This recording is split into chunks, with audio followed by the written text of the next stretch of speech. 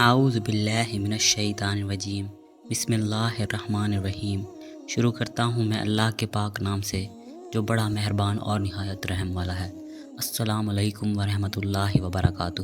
اللہ رب العزت نے بنی آدم کو گمراہی سے بچانے کے لیے اپنے بندوں میں سے خاص بندوں کو چنا، انہیں نبوت دے کر ہر قوم کی طرف بھیجا۔ ان قوموں میں انسانی تاریخ کی ایک قدیم ترین قوم عاد کا نام آتا ہے۔ قوم عاد جزیرۃ العرب کے جنوب میں شہرائے احقاف جو اب یمن اور عمان کے علاقے ہیں، عرب کی قدیم تاریخ میں ان کو عاد اولا کے نام سے جانا جاتا ہے۔ دراصل عاد حضرت نوح علیہ السلام کی نسل سے ایک شخص تھا۔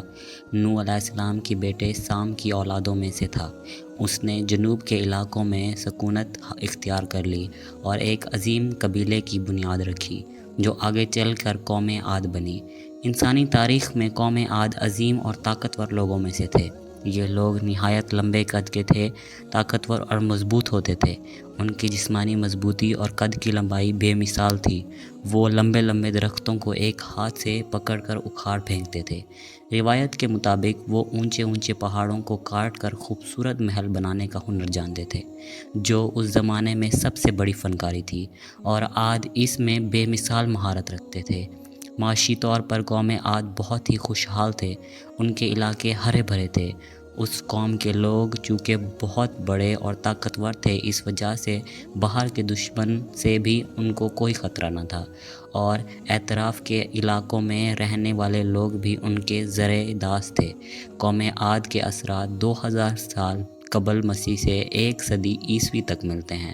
اللہ نے قوم عاد کو بے شمار رحمتوں اور نعمتوں سے نوازا تھا، لیکن طاقت اور بادشاہی کے نشے میں یہ قوم غرور میں آ گئی اور زمین میں فساد مچانے لگے۔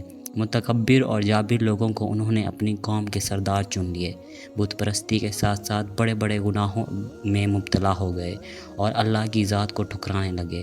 اس لیے اللہ کے قانون کے مطابق اس سرکش اور نافرمان قوم کو ایک موقع دیا گیا، اور ان میں سے ایک شریف اور اللہ کے بندے حضرت ہود علیہ السلام کو نبی چنا گیا تاکہ وہ اپنی قوم کو سیدھا راستہ دکھائیں، اللہ کے عذاب سے ڈرائیں۔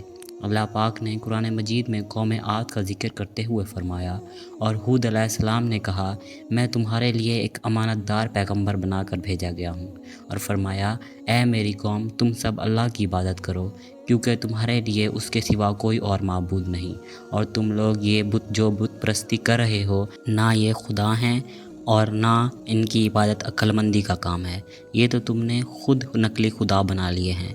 قوم عاد نے کہا، کیا تم ہمارے پاس اس لیے آئے ہو کہ ہم ایک ہی خدا کی عبادت کریں اور ان سب معبودوں کی عبادت کرنا چھوڑ دیں جن کی ہمارے پچھلے دادا پردادا عبادت کیا کرتے تھے؟ قوم عاد نے کہا، اگر تم واقعی سچے ہو تو تم اپنے وعدے کے مطابق اللہ کا عذاب لا کر بتاؤ۔ حضرت ہود علیہ السلام نے کہا، اب تو یہ طے ہو گیا کہ تمہارے رب کی طرف سے تمہارے اوپر اللہ کا عذاب نازل ہو جائے، لہٰذا اللہ کے حکم سے ایک تیز طوفان قوم عاد کی طرف بھیج دیا گیا۔ یہ ریت کا طوفان 7 دنوں تک مسلسل چلتا رہا اور ان کی بڑی بڑی عمارتوں کو مٹی کے ڈھیر کر دیا۔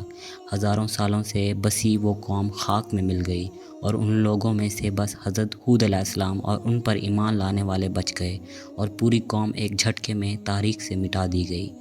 اور میری آپ سب سے اتنی سی گزارش ہے کہ ہمارے فلسطینی بہن بھائیوں کے لیے دل سے دعا کریں، اور میں بھی اللہ پاک سے یہی دعا کروں گا کہ وہ آپ کو اور آپ کے فیملی کو اپنے حفظ و ایمان میں رکھے۔